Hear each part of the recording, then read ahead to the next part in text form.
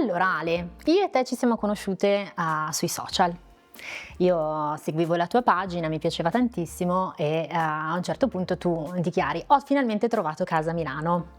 Vorrei iniziare da questo, cioè vorrei che tu mi dicessi un po' com'è stata l'esperienza di trovare casa a Milano e se hai qualche suggerimento da condividere a chi insomma inizia questo percorso. Allora, sì, noi ci siamo conosciute in questa bellissima avventura. Cercare casa a Milano non è semplice. È un delirio, direi, forse. Delirio. Ci abbiamo messo un anno e mezzo circa tra innamoramenti, delusioni, proprio come una storia d'amore. E poi a un certo punto è arrivata questa. Complice nella ricerca c'è sempre mia mamma che insomma, è appassionata di questo tipo di cose e la ricerca è sempre stata un po' il suo punto forte, quindi a un certo punto ho detto no, è lei vai a vederla. Io non ero molto per la quale perché dalle foto dell'annuncio insomma non avevo colto più di tanto. Quindi un suggerimento potrebbe essere: Allora, il mio suggerimento è di guardare un po' oltre le apparenze, cioè magari guardare certi dettagli che possono essere importanti, tipo per me le preesistenze, chiaramente gli spazi che ti servono. Una volta che ci sono questi elementi, poi sui dettagli in realtà si può anche andare a lavorare, però per me le preesistenze, cioè i soffitti, gli stucchi, il pavimento, i termosifoni, questi elementi erano gli imbotti delle porte, ecco, quelli per esempio non c'erano, mi ero un po' trattenuta, però poi li abbiamo cercati e ritrovati. Però sì, è un po' guardare l'essenza delle cose, quelle grandi, fondamentali che fanno poi l'anima della casa e il resto si fa. quando appunto ci siamo conosciute io ti ho invitato in showroom, no? E una cosa che mi ha colpito è che tu e il tuo compagno Alberto Nespoli avete avuto subito le idee chiare sul prodotto, cioè avete detto vogliamo istinto pietra levigata, quindi ora ti chiedo perché, che cosa vi ha colpito? Allora, diciamo che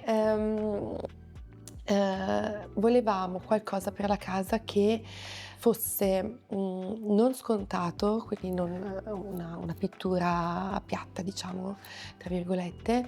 Volevamo qualcosa di originale, che fosse caldo, che fosse avvolgente, che fosse vellutato. Già ci eravamo innamorati di questa tipologia di prodotto perché magari l'avevamo vista viaggiando, magari non so, in Marocco, in altri paesi, anche magari in Puglia banalmente c'è qualcosa di simile, anche se però ci piaceva l'idea delle pareti con un po' un'anima, delle imperfezioni che la rendessero particolare, più viva. E quindi non abbiamo avuto il benché minimo dubbio quando poi c'è stata chiaramente la cosa del giocare sui colori, trovare poi il punto di colore giusto che è stato magari più difficile perché ce n'erano tanti che ci piacevano. Infatti questa sarebbe stata la mia domanda seguente, cioè com'è stato poi andare a scegliere il colore? Perché le pareti ricoprono tantissimo spazio della casa e quindi io vedo che quando le persone vengono in showroom è sempre un po' una situazione di crisi, ecco. Cioè, nel nostro caso è stato difficile perché ce ne piacevano tante, cioè c'erano poi tante sfumature che ci potevano interessare, quindi sul tipo di finish non avevamo sicuramente dubbi perché ci piaceva appunto questo effetto pietra naturale, Certo. molto vivo, molto bello.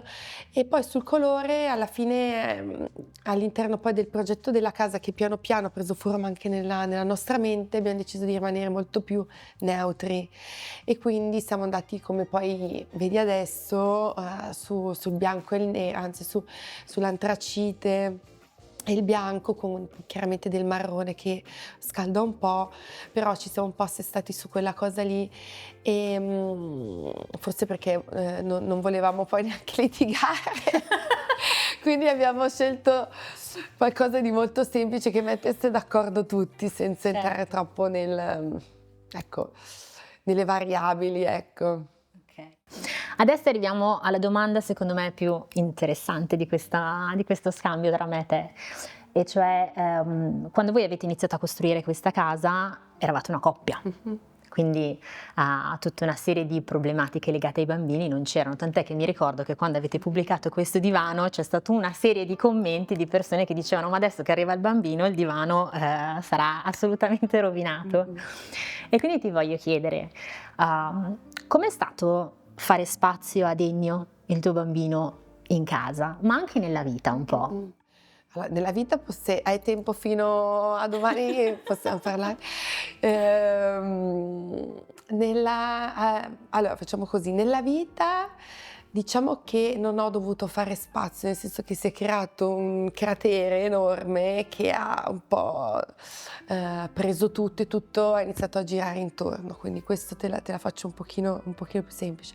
Adesso che è un pochino più grande sto cercando di ricreare un po' quell'ecosistema che c'era prima, ma resta comunque quel centro, ecco, diciamo. Nella casa invece è stato molto più semplice, nel senso che in realtà abbiamo un pochino adattato lui alle nostre esigenze, banalmente, nel senso non abbiamo stravolto, abbiamo più creato uno spazio per lui nel suo luogo, ma il resto è rimasto esattamente come prima, perché per noi era comunque fondamentale non andare a intaccare una sicurezza, una delle poche sicurezze che erano rimaste. Quindi su questo sicuramente magari ho seguito più io Alberto, che è stato più deciso su alcune cose e quindi ecco non abbiamo riadattato la nostra casa al bambino, ma abbiamo creato uno spazio per lui in modo che sia la sua comfort zone e il resto rimanga comunque nei nostri criteri, no? Ecco. Certo, anche se in realtà con pietra levigata avete scelto comunque un materiale lavabile, quindi Certo, no, è fantastico, io lo amo e lo risceglierei altre 1000 volte. Mi piace, poi chiaramente negli spazi dove è più delicato perché c'è l'acqua, abbiamo messo la patina protettiva, così va via tutto, si pulisce benissimo, quindi fantastico. Ecco, non ho ancora sperimentato lo scarabocchio. ecco no, quello ti dico già che caschiamo male. Quindi adesso Pennarelli lavabili, mi raccomando. quelli li abbiamo scelti, poi vediamo, insomma, ti saprò dire. Quando riceverai il messaggio, aiuto, come lo tolgo? Però sì, c'era stato magari su un piccolo pezzo di parete, la pianta che aveva lasciato giù un pochino di resina, però anche lì avevo grattato un pochino di più, basta. Anche perché con il fatto, proprio la caratteristica di non essere così liscio, se c'è un'imperfezione non si nota. Ma poi è resistente allo sporco, quindi in teoria si dovrebbe sporcare meno in generale, a prescindere dal lavaggio. Va bene Ale, grazie per questa condivisione. A te è stato un piacere. Quando facciamo la prossima? Dai, un'altra. Volentieri, volentieri. Dai.